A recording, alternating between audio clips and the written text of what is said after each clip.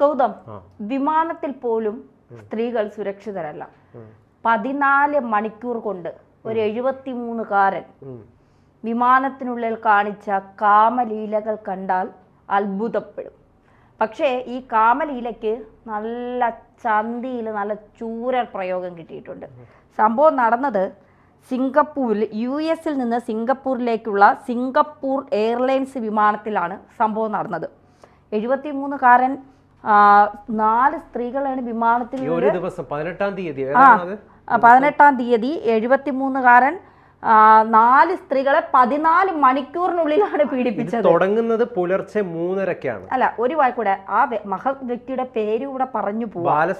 ബാലസുബ്രഹ്മണ്യൻ രമേശൻ എന്ന 73കാരനായ ഇന്ത്യൻ പൗരൻ, ഇന്ത്യക്കാരെ കൂടി പറയിപ്പിക്കാനായിട്ട്. നോക്കൂ, എനിക്കിതിൽ അത്ഭുതം തോന്നുന്നത് എങ്ങനെയാന്ന് വെച്ച് കഴിഞ്ഞാൽ ഇതൊക്കെ എങ്ങനെ നടക്കുന്നു എന്നുള്ളതാണ്. ആളുകൾക്ക് ഇപ്പം തോന്നുന്നത് പോലെ തന്നെ ഒരു എയർലൈൻസ്, അതും സാധാരണ വല്ല എയർലൈൻസും ആണോ അത്? ലോകത്തിലെ തന്നെ ഏറ്റവും നമ്പർ 1 എയർലൈൻസിൽ പെടുന്ന ഒരു എയർലൈൻസ് ആണ് സിംഗപ്പൂർ എയർലൈൻസ്. പിന്നെ ഖത്തർ എയർലൈൻസ് ഉണ്ട്, എമിറേറ്റ്സ് ഉണ്ട്.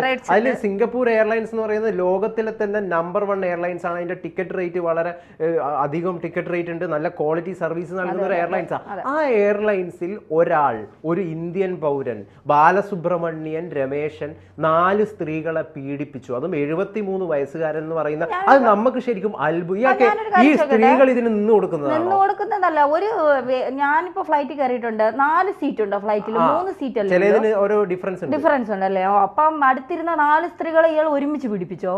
എന്താണ് അതിൽ കാര്യങ്ങൾ പറയുന്നത്? എന്തൊക്കെയാണ്? 14 മണിക്കൂറിനിടയിലാണ് 4 സ്ത്രീകളെയും പീഡിപ്പിച്ചത്. ഇദ്ദേഹം രാവിലെ പുലർച്ചെ നവംബർ 18 പുലർച്ചെ 3:15 മുതൽ വൈകിട്ട് 5:30 വരെയാണ് സംഭവം. ആദ്യത്തെ പീഡനം നടക്കുന്നത് 3:30-ക്ക്, 3:15. പിന്നീട് നടക്കുന്നത് മറ്റൊരു സമയമാണ് പറയുന്നത്. 3:15 മുതൽ വൈകിട്ട് 5:30 വരെ. 5:30-ക്കാണ് ഏറ്റവും അവസാനത്തെ പീഡനം നടന്നിരിക്കുന്നത്. ഇപ്പൊ രാവിലെ മുതൽ വെളുപ്പാങ്കാലം മുതൽ വൈകിട്ട് 5:30 വരെ പീഡിപ്പിച്ചിട്ട് ഇവരാരും അറിഞ്ഞില്ലേ?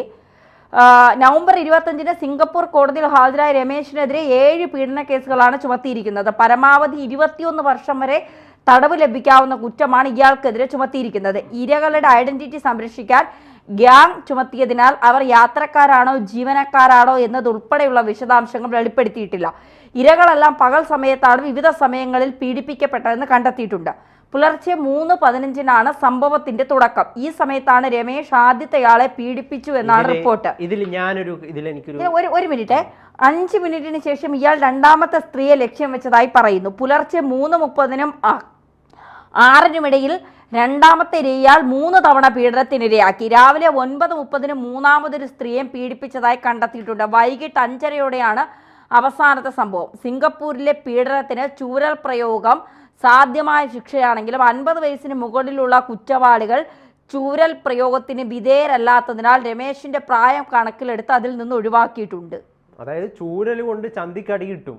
സിംഗപ്പൂരെ പീഡിപ്പിച്ചാണെന്നാണ് നമുക്ക് മനസ്സിലാക്കാൻ വേണ്ടിയിട്ട് സാധിക്കുന്നത്. നോക്ക്, ഇതിൽ ഒരു കാര്യം എന്താണെന്ന് വെച്ച് കഴിഞ്ഞാൽ എങ്ങനെയാണ് ഈ പീഡനം നടന്നതെന്നുള്ളതാണ്. അതിലൊരു വ്യക്തത ഇനിയും വരാൻ ഇരിക്കുന്നുണ്ട്. കാരണം നമുക്ക് വീട്ടിലാണ് ഇത് നടന്നതെന്ന് പറഞ്ഞിട്ടുണ്ടെങ്കിൽ, അല്ലെങ്കിൽ ഒറ്റപ്പെട്ടിരിക്കുന്ന ഒരു സ്ഥലത്താണ് ഇത്. ഒരു എയർലൈൻസിന്റെ അകത്ത് അത്രയും ആളുകൾ ഇരിക്കുന്ന ഒരു സ്ഥലത്ത് നിന്ന് ഇത് ജീവനക്കാരിയാണോ, അതിൽ വർക്ക് ചെയ്യുന്ന ജീവനക്കാരിയാണോ അതോ യാത്രക്കാരാണോ എന്നുള്ള കാര്യത്തിൽ സംശയമുണ്ട്. അത് പുറത്തുവിട്ടിട്ടില്ല, ഐഡന്റിറ്റി പുറത്തുവിട്ടിട്ടില്ല. അപ്പൊ ഇതില് ശരിക്കും ഒരു സ്ത്രീയുടെ അനുവാദമില്ലാതെ ഇങ്ങനെ ഒരു എയർലൈൻസിൽ ഒരാൾക്ക് പീഡിപ്പിക്കാൻ പറ്റുമെന്ന് സാമാന്യ ജനത്തിനൊരു തോന്നൽ, സാധാരണക്കാരനായിട്ടുള്ള ഒരു ജനത്തിനൊരു തോന്നലുണ്ടാകും. കഴിഞ്ഞ ദിവസം തന്നെ ഒരു വാർത്ത നമ്മുടെ സുപ്രീം കോടതി പുറത്തുവിട്ടിട്ടുണ്ട്. അത് മുംബൈയിൽ ഒരു ലൈംഗിക പീഡന പരാതി ഒരു സ്ത്രീ ഒരു ചെക്കന് നേരെ കൊടുത്തു. അതിൻ്റെ പുറത്ത് കോടതി പറഞ്ഞതെന്ന് വെച്ചാൽ ഉഭയസമ്മത പ്രകാരമുള്ള ലൈംഗികത ബന്ധം അതിനെ പീഡനമായിട്ട് കാണാൻ വേണ്ടി സാധിക്കില്ല. ഉഭയസമ്മത പ്രകാരമാണ് നിങ്ങൾ സെക്സ് ചെയ്തിട്ടുണ്ടെങ്കിൽ, വിവാഹം കഴിച്ചിട്ടില്ലെങ്കിലും അതിനെ പീഡനമായിട്ട് കണക്കാക്കാൻ പറ്റില്ല എന്നാണ് കോടതി പറഞ്ഞത്. അതെന്തിന് ഞാനിവിടെ കണക്ട് ചെയ്തതെന്ന് ചോദിച്ചു കഴിഞ്ഞാൽ ഇതിൽ ഉഭയസമ്മത പ്രകാരമായിരിക്കുമോ ഈ പീഡനം നടന്നതെന്ന് നമുക്കറിയില്ല. അല്ലെങ്കിൽ ഇപ്പം പീഡനം ആരോപിക്കുന്നതാണോ, അത് എങ്ങനെയാണ്? ഒരാളെയല്ല 4 പേരെയാണ്. 4 പേരെ ഒരു പുരുഷന് ഒരു ദിവസം എങ്ങനെ പീഡിപ്പിക്കാൻ വേണ്ടി സാധിക്കും സ്ത്രീയുടെ സമ്മതമില്ലാതെ? അതാണ് ചോദ്യം. പിന്നെ ഫ്ലൈറ്റ് ആയതുകൊണ്ട് 14 മണിക്കൂർ ഒരേ സമയം സഞ്ചരിച്ചുകൊണ്ടിരിക്കുന്നതൊന്നും ചെയ്യാൻ പറ്റില്ല. അതായത് ഫ്ലൈറ്റിൽ ഇരിക്കുന്നതിൽ ഒരു ബോറാണ്. പിന്നെ സിംഗപ്പൂർ എയർലൈൻസിലൊന്നും ആ ബോറടി ഉണ്ടാവുമെന്ന് എനിക്ക് തോന്നുന്നില്ല. ഒരുപാട് സംവിധാനങ്ങളും കാണാനും എല്ലാം ഉണ്ടാവുമെന്നാണ് തോന്നുന്നത്. എനിക്കും അതാണ് സംശയം, എങ്ങനെ ഈ പീഡനം നടന്നു? ഈ ശാരീരിക പീഡനമാണോ മാനസിക പീഡനമാണോ? അതെ, എന്ത് പീഡനമാണ്? പീഡനം എന്ന് പറയുന്നത് സ്വാഭാവികമായിട്ടും എനിക്കറിയില്ല എന്ത് പീഡനമാണ് ശാരീരികമായി അതിൽ പറയുന്നത് വെച്ച് കഴിഞ്ഞാൽ. പീഡനം ഏതർത്ഥത്തിലാണോ നമ്മൾ പീഡനത്തെ കാണുന്നത് ആ പീഡനം എന്നാണ്. ശാരീരികപരമായിട്ടുള്ള പീഡനം. ഫ്ലൈറ്റിൽ ഓടി നടന്ന് പീഡിപ്പിച്ചോ 14 മണിക്കൂർ? വെളുപ്പിന് കറക്റ്റ് സമയമൊക്കെ വെളുപ്പിന് 3:30 തുടങ്ങി വൈകിട്ട് 5:30 അവസാനിപ്പിക്കും. ഇതെന്താ ഗവൺമെന്റ് ജോലി പോലെ വല്ലതും ആണോ? അതെ, അതാണ് നമുക്ക് എന്താണ് ഇതിൽ വ്യക്തമാവുന്നില്ല സംഭവം. അതെ, സംഭവം എന്താണ്? ചിലപ്പോൾ ഇത്തരം നുണക്കഥകൾ പ്രചരിപ്പിക്കുക, അല്ലെങ്കിൽ ഇത്തരം വ്യാജ വാർത്തകളായിരിക്കാം. ഇത്തരത്തിലൊരാളുണ്ടാകുമോ? ഇനി വേറെ എവിടെന്നെങ്കിലും ട്രാൻസ്ലേറ്റ് ചെയ്തപ്പോ മാറി അങ്ങനെ വന്നതാണോ? അല്ലെ, ഏതിലാണ് ഇത് വന്നിരിക്കുന്നത് ഈ വാർത്ത എന്നും കൂടി ഒന്ന് വ്യക്തമാക്കാമോ? ഈ വാർത്ത വന്നിരിക്കുന്നത് ഒരു ഓൺലൈൻ മാധ്യമത്തിലാണ്. അപ്പോൾ പിന്നെ ഇതിലെ സംഭവം എന്താണ്, ഈ കാര്യങ്ങളൊക്കെ ശരിയാണോ കൃത്യമാണോ എന്നൊക്കെ നമുക്ക് അറിയേണ്ടിയിരിക്കുന്നു. എന്തായാലും ഇത് ഇങ്ങനെയാണ് ഇതിൽ പറയുന്നത്. പുലർച്ചെ 3:15 സംഭവത്തിന്റെ തുടക്കം. ഈ സമയത്താണ് രമേശ് ആദ്യത്തെ ആളെ പീഡിപ്പിച്ചു എന്നാണ് റിപ്പോർട്ട്. 5 മിനിറ്റിന് ശേഷം ഇയാൾ രണ്ടാമത്തെ സ്ത്രീയെ ലക്ഷ്യം വെച്ചതായി പറയപ്പെടുന്നു. പുലർച്ചെ 3:30-നും 6-നും ഇടയിൽ രണ്ടാമത്തെ ഇയാൾ 3 തവണ പീഡനത്തിനിരയാക്കി. രാവിലെ 9:30-ന് മൂന്നാമതൊരു സ്ത്രീയെയും പീഡിപ്പിച്ചതായി കണ്ടെത്തിയിട്ടുണ്ട്. വൈകിട്ട് 5:30-ഓടെയാണ് അവസാനത്തെ സംഭവം. അങ്ങനെ കൃത്യമായിട്ട് സമയം അനുസരിച്ചിട്ടാണ്.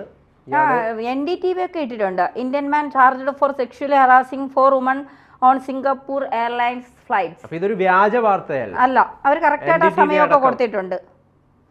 പക്ഷേ ഇതിപ്പോഴും അത്ഭുതം ജനിപ്പിക്കുന്ന എന്തുകൊണ്ടാണെന്ന് വെച്ചാൽ ഇത് എയർലൈൻസിലാണ് നടക്കുന്നത്. അതും ലോകത്തിലെ ഏറ്റവും നമ്പർ 1 എയർലൈൻസ് ആയിട്ട് കൺസിഡർ ചെയ്യുന്ന സിംഗപ്പൂർ എയർലൈൻസ്. അതെ, കറക്റ്റാ സംഭവം. നാഷണൽ ചാനലുകളിലെല്ലാം വന്നിട്ടുണ്ട് എന്നുള്ളത് കൊണ്ട് തന്നെ നമുക്കിത് വിശ്വസിക്കാതിരിക്കാൻ കഴിയില്ല എന്നുള്ളതാണ്.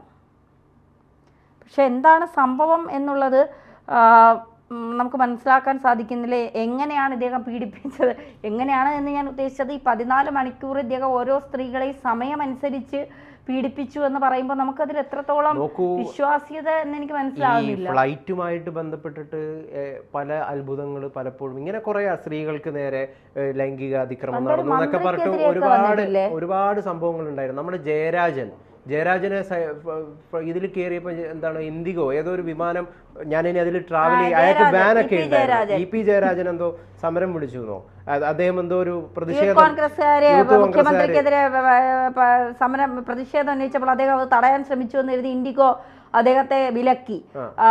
2 ആഴ്ചത്തേക്കോ 2 മാസത്തേക്കോ വിലക്കി. അപ്പൊ ഇനി ഞാൻ ഇൻഡിഗോയിൽ കയറില്ല എന്ന് പറഞ്ഞ് ചിറ്റപ്പൻ ഇന്ത്യക്കെതിരെ പ്രതിഷേധമൊക്കെ സംഘടിപ്പിച്ചതുകൊണ്ട് ഇൻഡിഗോ കമ്പനി അതോടുകൂടി തൊലഞ്ഞു എന്നൊക്കെയാണ് പറഞ്ഞത്. പിന്നെ അതുപോലെ ഇത് കഴിഞ്ഞ ദിവസങ്ങളിൽ ഫ്ലൈറ്റിന്റെ ഇടയിൽ ഇതുപോലെ എന്തോ ഒരു പ്രശ്നം, എനിക്കത് ഓർമ്മ കിട്ടുന്നില്ല കൃത്യമായിട്ട്.